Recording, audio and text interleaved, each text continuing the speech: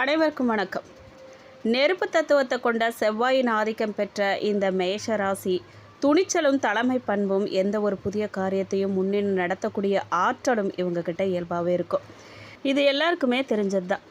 நேரடித்தன்மை, அதாவது சுயமரியாதை, மனசில் பட்டதை அப்படியே பேசிடுவாங்க. முதுகுக்கு பின்னால் பேச தெரியாத ஒரு ராசினா அது மேஷராசி சொல்லலாங்க. உங்களோட இந்த குணம் சில நேரங்களில் எதிரிகளை நிறைய உருவாக்கும். நிறைய சுறுசுறுப்பாக இருப்பாங்க. அவங்க எதுக்குமே தயங்கி நிற்கவே மாட்டாங்க. தோல்விகளை கண்டு சோர்ந்துடவே மாட்டாங்க. அடுத்த இலக்கை நோக்கி ஓடிக்கிட்டே இருப்பாங்க. எவ்வளோதான் தோல்வி வந்தாலும், என்ன இடைஞ்சல் வந்தாலும், தடங்கள் வந்தாலும், யார் என்ன பிரச்சனை பண்ணாலும் சரி, அவங்களோட இலக்கு தான் அவங்களுக்கு முக்கியம். அவங்க இலக்கை நோக்கி இவங்க எப்பவும் போயிட்டே இருப்பாங்க. உதவுற குணம் நிறைய அவங்களுக்கு இருக்கும். துரோகம் செஞ்சவங்களே நாளும் கூட அவங்க கஷ்டப்பட்டு வந்து நின்னாங்க அப்படின்னா இவங்க உதவாமல் இருக்கவே மாட்டாங்க. இவங்களால் இருக்கவே முடியாதுன்னு சொல்லலாம். அதிகமாக கோவத்தை கொண்டவங்க. அதே நேரத்தில் சீக்கிரமாக சாந்தமும் ஆயிடுவாங்க. சட்டுன்னு கோபம் வரும். அடுத்தடுத்த சில நிமிஷத்துலேயே அதை மறந்து பழையபடி பேசிடுவாங்க. சுய உழைப்பின் மூலமாக இவங்க முன்னேறக்கூடியவங்க. சுய உழைப்பு மேலே இவங்க நிறைய நம்பிக்கை வச்சுருக்காங்க. அதிர்ஷ்டத்தை விட இவங்களோட சொந்த உழைப்பையும் திறமையும் மட்டுமே இவங்க வாழ்க்கையில் நம்பி முன்னேறுவாங்க. இந்த மேஷ ராசிக்காரங்க உண்மையிலேயே போன மாதம் ரொம்ப மன ரீதியாகவும் நடைமுறை வாழ்க்கையிலும் ரொம்ப சில கடுமையான ரணங்களையும் ஏமாற்றங்களையும் சந்திச்சிருப்பாங்க.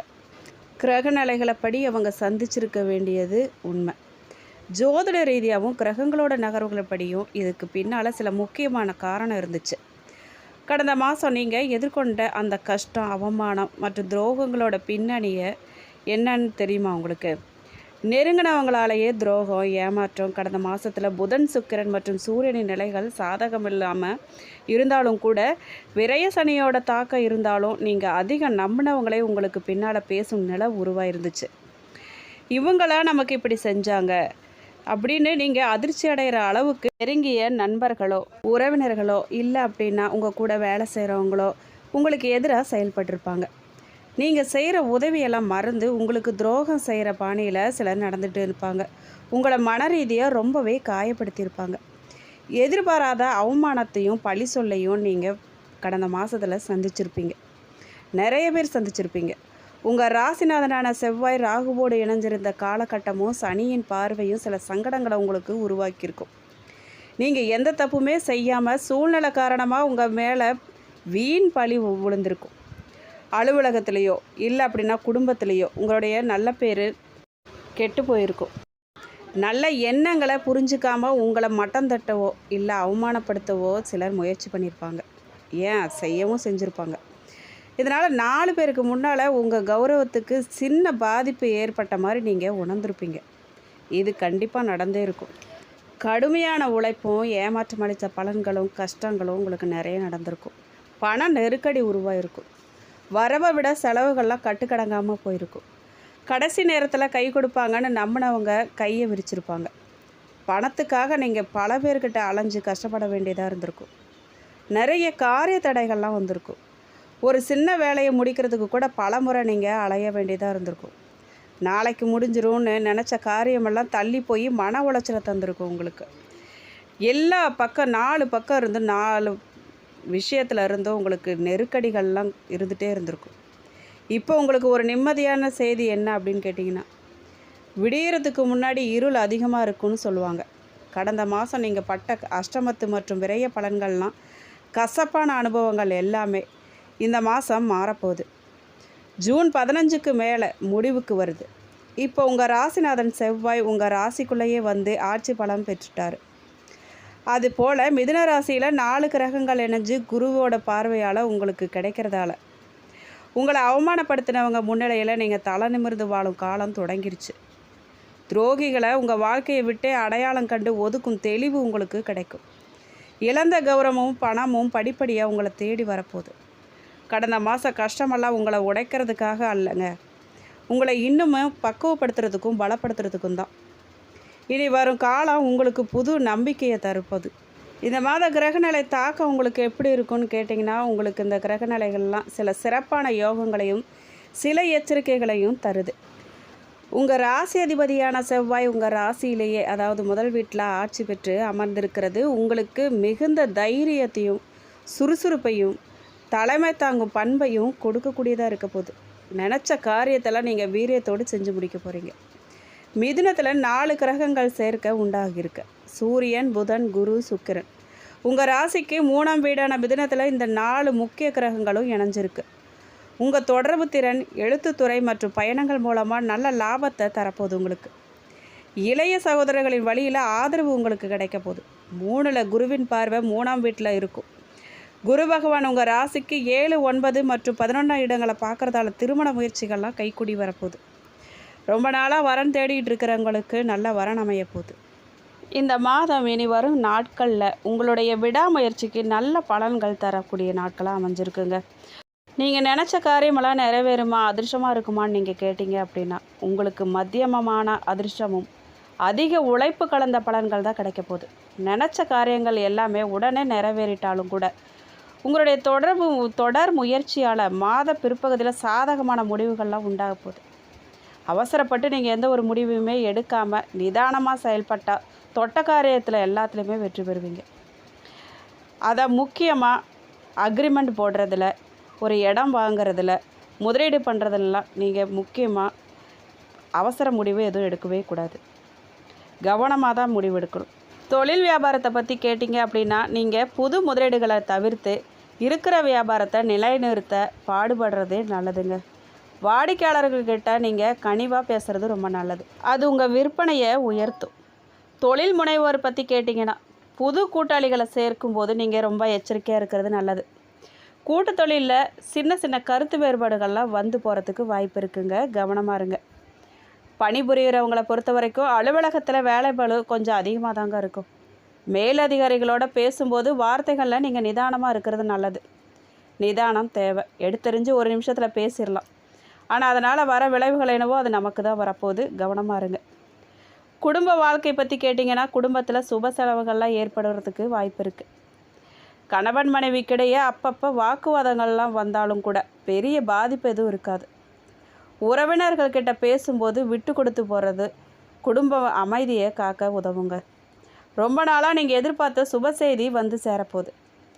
பெண்களை பொறுத்த வரைக்கும் குடும்பத்தில் உங்களோட பொறுப்பு அதிகரிக்க போகுது. சுபகாரிய நிகழ்ச்சிகள்லாம் கலந்துக்கிட்டு மகிழ போகிறீங்க. பொருளாதாரத்தை பொறுத்த வரைக்கும் ஆடம்பர பொருள் சேர்க்க உண்டாக போகுது. இருந்தாலும் பட்ஜெட்டுக்கு உட்பட்டு நீங்கள் செலவு செய்கிறது ரொம்ப நல்லது. பட்ஜெட்டை மீறி செலவு செஞ்சு கஷ்டப்பட போகிறது என்னவோ நீங்கள் தான். கவனமாக இருந்துக்கோங்க. வேலைக்கு போகிற பெண்களை பொறுத்த வரைக்கும் அலுவலகத்தை சக ஊழியர்களால் சில சங்கடமெல்லாம் வர வாய்ப்பு இருக்குது. உங்கள் வேலையில் மட்டும் நீங்கள் கவனம் செலுத்துறது நல்லது. குழந்தைகளை பொறுத்த வரைக்கும் மாணவர்களுக்கு படிப்பில் ஆர்வம் கூடும். புது கல்வியாண்டு ஆரம்பங்கிறதால ஆரம்பத்தில் கொஞ்சம் மந்த நிலை இருந்தாலும் கூட போக போக இவங்க சுறுசுறுப்பாக படிக்க ஆரம்பிச்சிருவாங்க.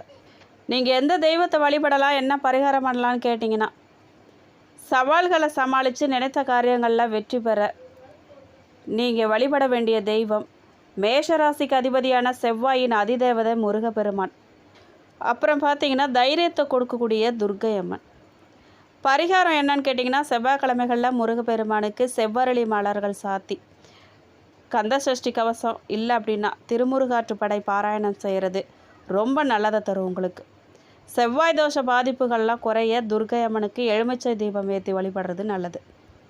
உங்களால் முடிஞ்சது அப்படின்னா ஏழை எளியவர்களுக்கு, முடியாதவங்களுக்கு, துப்புரவு பணியாளர்களுக்கு ஏதாவது ஒரு செவ்வாய்க்கிழமை அன்னைக்கு அன்னதானம், குறிப்பாக துவரம்பருப்பு கலந்த உணவு கொடுக்கறது ரொம்ப நல்லது.